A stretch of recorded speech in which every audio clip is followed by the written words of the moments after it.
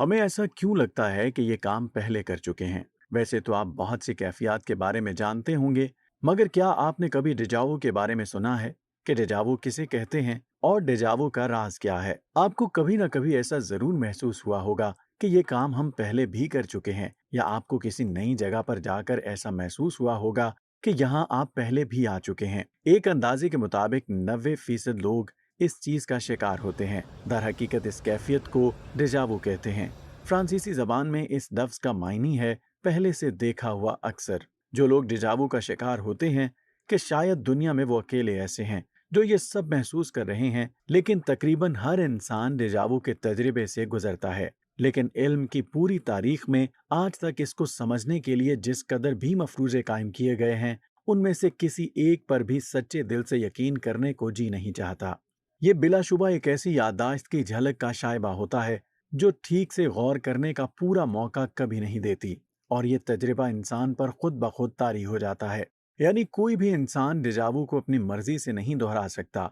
कोई नहीं जानता किस वक्त, किस लम्हे, किस दिन, किस मकाम और किस बात के लिए आपको डेजावू का तजर्बा हो सकता है। आम लफ्जों में कहा जाए तो डेजावू इस कायनात का एक निहायत अजीबो गरीब मजहर और सरबस्ता राज है। इस तजर्बे के दौरान सबको एक जैसा लगता है। यूं लगता है कि हाल में पेश आने वाला वाकया माजी में भी पेश आ चुका है, और डेजावू बड़ों की निस्बत बच्चों को ज्यादा होता है, जो हमेशा निहायत मुख्तसर वक्त के लिए पेश आता है।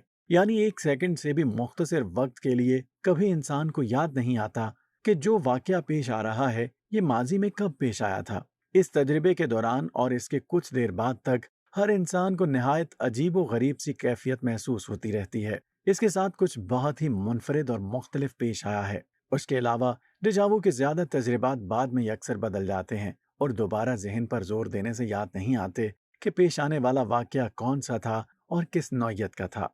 आम हालात में हर इंसान डेजावू के बारे में जाती तजर्बे की बिना पर जानता है और इस पर गुफ्तगू कर सकता है, लेकिन इसके इल्म में कुछ खास हिस्सा नहीं डाल पाता। इसके बारे में कदीम जमाने के गारों में रहने वाला इंसान जितना जानता होगा, हम 21वीं सदी के इंसान भी बस उतना ही जानते हैं।